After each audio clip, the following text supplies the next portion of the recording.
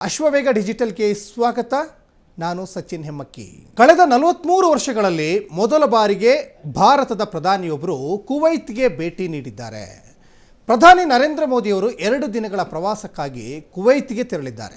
ಇನ್ನು ಪ್ರಧಾನಿ ಮೋದಿಯವರ ಈ ಭೇಟಿ ಕೂಡ ವಿಶೇಷವಾಗಿದೆ. ಯಾಕಂದರೆ 43 ವರ್ಷಗಳಲ್ಲಿ ಭಾರತದ ಪ್ರಧಾನಿಯೊಬ್ಬರು ಕುವೈತ್ಗೆ ಭೇಟಿ ನೀಡ್ತಾ ಇರೋದು ಇದೇ ಮೊದಲು.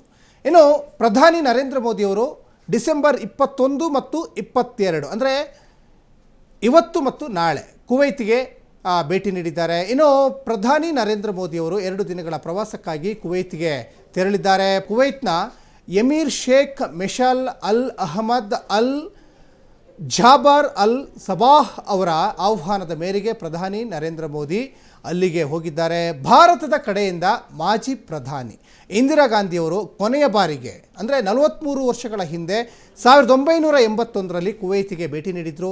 2009ರಲ್ಲಿ ಅಂದಿನ ಉಪರಾಷ್ಟ್ರಪತಿ ಹಮೀದ್ ಅನ್ಸಾರಿ ಪಶ್ಚಿಮ ಏಷ್ಯಾ ಮೋದಿ ಮಧ್ಯಾಹ್ನ 2:50 ಸ್ಥಳೀಯ ಕಾರ್ಮಿಕ ಶಿಬಿರಕ್ಕೂ ಕೂಡ ಭೇಟಿ ನೀಡಿದರು.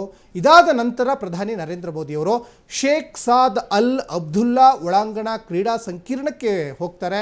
ಅಲ್ಲಿ ಅವರು 4,000ದಿಂದ 5,000 ಭಾರತೀಯರನ್ನು ಉದ್ದೇಶಿಸಿ ಮಾತಾಡಿದರು. ನಂತರ ಗಾಲ್ಫ್ ಕಪ್ ಫುಟ್ಬಾಲ್ ಉದ್ಘಾಟನಾ ಸಮಾರಂಭದಲ್ಲೂ ಕೂಡ ಪ್ರಧಾನಿ ನರೇಂದ್ರ ಮೋದಿ ಭಾಗವಹಿಸ್ತಾರೆ. ಇನ್ನು ಮರುದಿನ ಅಂದರೆ ನಾಳೆ ಪ್ರಧಾನಮಂತ್ರಿ ನರೇಂದ್ರ ಮೋದಿಯವರು ಅಧಿಕೃತ ಕಾರ್ಯಕ್ರಮದಲ್ಲಿ ಭಾಗವಹಿಸ್ತಾರೆ. ಇದರಲ್ಲಿ ಕುವೈತ್ ಎಮೀರ್ ಮತ್ತು ಕ್ರೌನ್ ಪ್ರಿನ್ಸ್ ಅವರೊಂದಿಗೂ ಕೂಡ ಅಧಿಕೃತ ಸಭೆಯನ್ನು ನಡೆಸ್ತಾರೆ. ಕುವೈತ್ನಲ್ಲಿ ನೆಲೆಸಿರುವಂತಹ ಭಾರತೀಯ ಸಮುದಾಯದ ಜನರನ್ನು ಪ್ರಧಾನಿ ನರೇಂದ್ರ ಮೋದಿಯವರು ಭೇಟಿ ಮಾಡ್ತಾರೆ.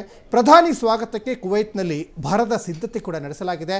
ಭಾರತೀಯ ಸಮುದಾಯದ ಜನರು ಪ್ರಧಾನಿ ಮೋದಿಯವರನ್ನು ಭೇಟಿ ಮಾಡಲಿಕ್ಕೆ ಉತ್ಸುಕರಾಗಿದ್ದಾರೆ. ಕುವೈತ್ನಲ್ಲಿ 10 ಲಕ್ಷ ಭಾರತೀಯರು ವಾಸ ಮಾಡ್ತಾ ಇದ್ದಾರೆ. ಅವರ ಸಂಖ್ಯೆಯೂ ಕೂಡ ಅಲ್ಲಿ ವಾಸಿಸುವ ವಿದೇಶಿ ಪ್ರಜೆಗಳಲ್ಲಿ ಅತಿ ಹೆಚ್ಚು. ಪ್ರಧಾನಮಂತ್ರಿಯವರ ಕುವೈತ್ ಭೇಟಿಯು ಉಭಯ ದೇಶಗಳ ನಡುವಿನ ಸಂಬಂಧದಲ್ಲಿ ಹೊಸ ನಾವೀನ್ಯತೆಯನ್ನು ತರುತ್ತೆ. ಇಂಧನ, ಹೈಡ್ರೋಕಾರ್ಬನ್ ಮತ್ತು ವ್ಯಾಪಾರ ಸಂಬಂಧಗಳಿಗೆ ಸಂಬಂಧಿಸಿದ ಇತರ ವಿಷಯಗಳ ಬಗ್ಗೆ ಚರ್ಚಿಸಲಾಗುವುದು. ಇನ್ನು ಕುವೈತ್ನ ಅಮೀರ್ ಅವರೊಂದಿಗಿನ ದ್ವಿಪಕ್ಷೀಯ ಸಭೆಯಲ್ಲಿ ಸ್ಥಳೀಯ ಕರೆನ್ಸಿಯ ವ್ಯಾಪಾರದ ಬಗ್ಗೆಯೂ ಕೂಡ ಚರ್ಚಿಸಲಾಗುವುದು ಅಂತ ತಿಳಿದು ಬಂದಿದೆ. ನೋಡ್ತಾ ಇರಿ ಅಶ್ವವೇಗ ಡಿಜಿಟಲ್. ಇದು ಸತ್ಯಾನ್ವೇಷಣೆಯ ಓಟದಲ್ಲಿ.